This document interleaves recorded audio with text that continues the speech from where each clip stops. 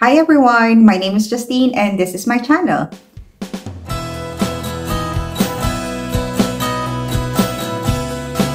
Hello and welcome!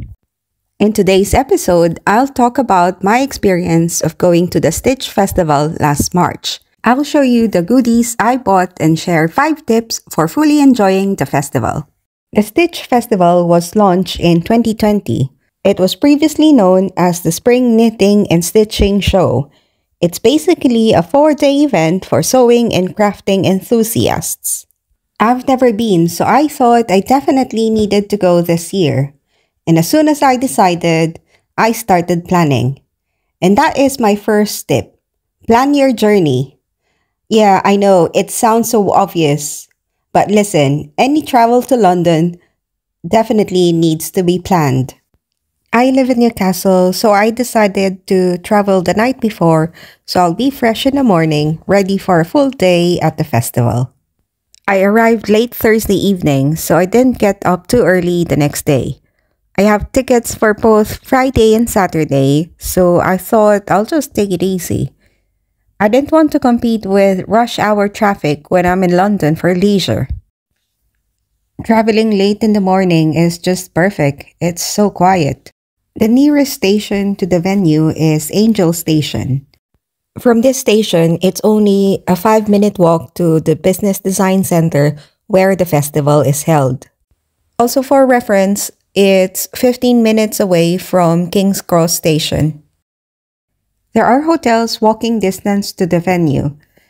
Do book in advance because the festival gets more popular every year. I'm lucky that I can stay at my friend's flat whenever I'm in the capital. Train strikes and bus strikes have become more frequent in London. Do check the bus and train websites before you are due to travel, as well as on the day off. Just figure out your options on how to get to the venue, just in case a bus or a tube station is not available for the day. And here we are at the Stitch Festival. Can you see how massive this place is? This year, there's over 79 exhibitors. Exhibitors include known sewing machine brands, textile manufacturers and resellers, alongside independent brands selling knitting kits or haberdasheries. So my next tip is to plan to spend. I know, I hate to be Captain Obvious here, but if you are going to a haberdashery heaven and a crafter's cave like this, you cannot say, I will just go and have a look. You might as well set a budget for what you want to buy and a budget for an impulse buy. Let's be honest, we have 2 hobbies. One is sewing and the other is buying lovely fabrics. So before this day, I had a look at the sewing patterns I already own. I took pictures of them on my phone and thought I'd only buy fabrics to match those patterns. I'll try not to buy fabrics I don't have any suitable patterns for. I didn't really want to add to my growing fabric stash. But of course, as you can see, there's so much temptation. But going in with a budget in mind did help me not get too excited. It did occur to me that it would have been better if I brought the pattern packet with me rather than zooming in on the pictures on my phone. Especially if the pattern is from one of the big 4 pattern companies. The list of notions needed are conveniently listed on the back of the pattern packet. Honestly, it was hard not to get fabric crazy. So it's good to at least have a plan. By the way, these footages I'm showing are from Friday and Saturday. Friday was mainly for browsing, and Saturday was for buying the fabrics I couldn't stop thinking about. There are bargains to be had in shows like these. Most of the exhibitors have an offer of some sort, not just the fabric suppliers. The stalls selling discounted fabrics are really busy, so it's best to wait until closing time or come in really early. As I'm rewatching these videos, I can see that I've been touching and feeling these fabrics. I just can't help it. This tactile element is what I'm missing when I buy fabrics online.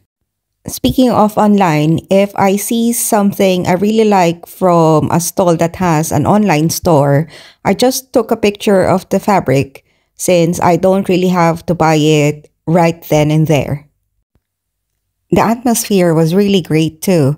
Imagine a place where sewists, knitters, and crafters are all in one place. Immediately you know you have something in common with the other people attending the festival. It was a little bit of a shame that I was by myself on Friday. My friend who was going with me was not available Friday, so I booked myself a 3-hour course on Friday and booked an hour course for my friend and I on Saturday. And that would be my third tip: book a workshop. This year, there were over 200 crafting workshops. The workshops range from 1-hour taster sessions to 90-minute, 2-hour, and 3-hour masterclasses. And the variety of classes range from block printing, crochet, dressmaking, needle felting, and so much more. I wanted to do the introductory course on how to use an overlocker, but I was too slow in booking. That sold out quickly.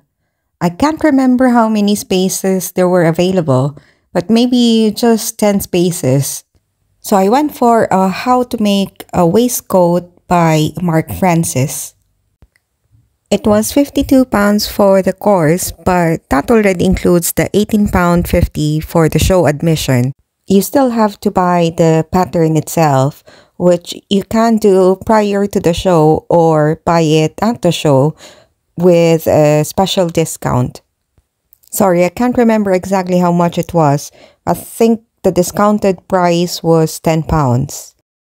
And of course, you need two kinds of fabrics. You need one for your main material and a matching lining material.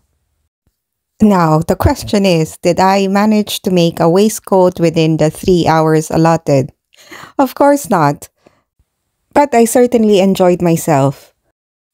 I should have prepared my fabric prior to the show, meaning I should have cut my pattern pieces so that I only really needed to do the actual sewing on the day. I think if you have everything prepared, you can certainly finish a waistcoat within the 4 hours given. I love the material I chose for this project, and I've yet to finish this waistcoat. At some point, I'm hoping I can share the finished garment with you guys. The following day, Saturday, I'm with my friend Eva, and we are going to do a class together. Eva doesn't really sew, but she likes crafting, so we found a class that I think we'll both enjoy, which is the Dorset earrings tutorial. This class is one of the morning classes, and it starts before they actually open the doors to the public, which means you beat the queue in the morning and you can shop as soon as the class finishes. The only downside being this early at the show is that the cafeteria doesn't open until later. We left the flat early enough, but unfortunately, this morning, Angel Station was closed. So, took the bus, which means we didn't have time for breakfast. This is the reason why at the beginning of this video, I mentioned to plan alternative routes going to the show just in case a station is closed. This is not unusual in London, so just keep that in mind. So this class is an hour-long class and it costs £20 per person, inclusive of all the materials needed. I did not have a clue what a Dorset button or a Dorset crosswheel ring was prior to this workshop. We just both liked the idea of making earrings. Jeannie, our instructor, was very knowledgeable. She learned about Dorset buttons from a textile history book, and she was fascinated, so she contacted this lady from Dorset.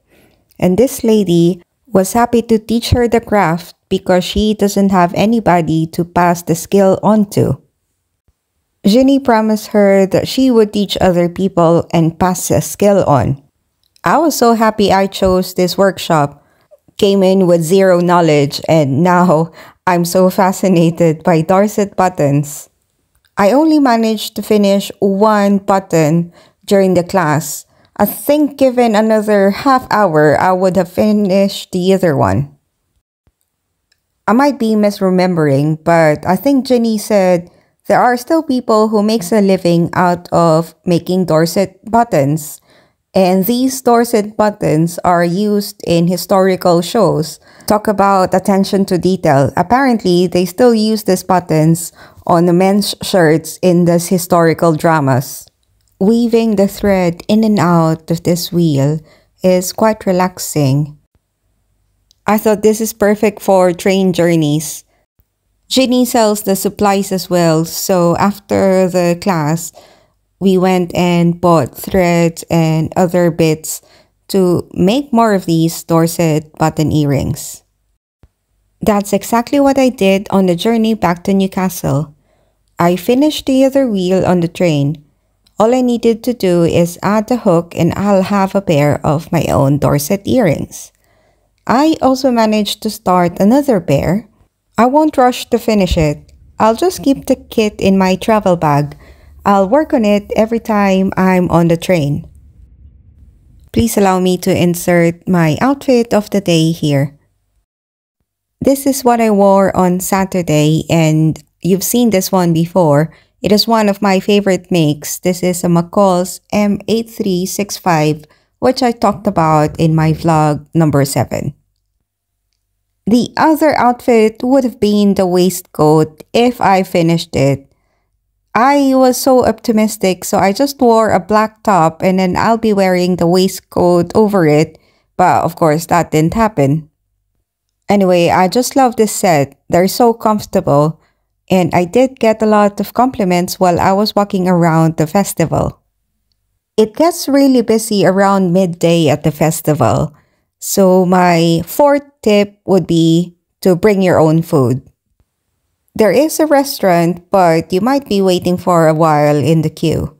I saw a lot of people who brought their own lunch, and I'm guessing it's not their first time attending this festival.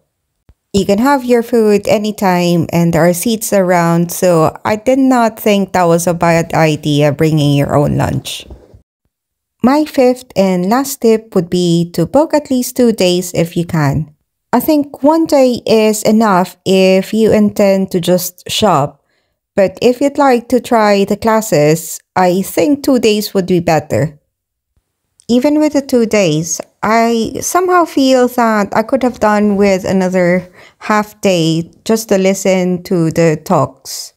So next year, I'll still be planning for a 2-day visit, but depending on what workshops are on and who will be speaking, I might either do a Friday and Saturday or a Saturday and Sunday this time.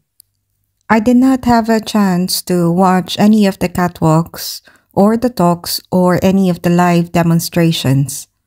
So next time round, I'm hoping I can schedule the workshops in between those talks. On the Stitch Festival website, it says the average dwell time for a visitor is 4 hours and 45 minutes. That sounds about right. However, I did spend over 5 hours each day I was there. Maybe it's different if you're not from London. It was also my first time to attend the show, so I guess that's why I went well over the average time people usually spend at the show. The website also says each visitor spent an average of £130 on supplies at the Stitch Festival 2024. I certainly believe this. You can definitely spend over £100 easily at the show. Apart from buying supplies for the hobby that you already have, you can easily start a new hobby. I was particularly tempted to buy embroidery kits. There were several stalls selling embroidery kits and the designs were really good. I just reminded myself that I do not have time to start another hobby. So I better just stick with buying sewing materials for now. Before I show you what I did buy, let me just quickly show you around Islington. Just outside the show venue, there are a lot of independent shops and cafes. When the weather is nice like this is one of my favorite things to do. I love leisurely walks and just browsing around the shops and having a cake and coffee after. If you like shopping for vintage pieces, you might enjoy walking around this area. There is vintage crockeries, clothes, and curiosities. These bugs in resin is not my thing. This is more up my street. These vintage brooch and headpieces are really quite stunning. I've done well not to spend anymore. So, without further ado, let's have a look at what I bought at the festival. So I bought two fabrics. They're both from Lady McElroy.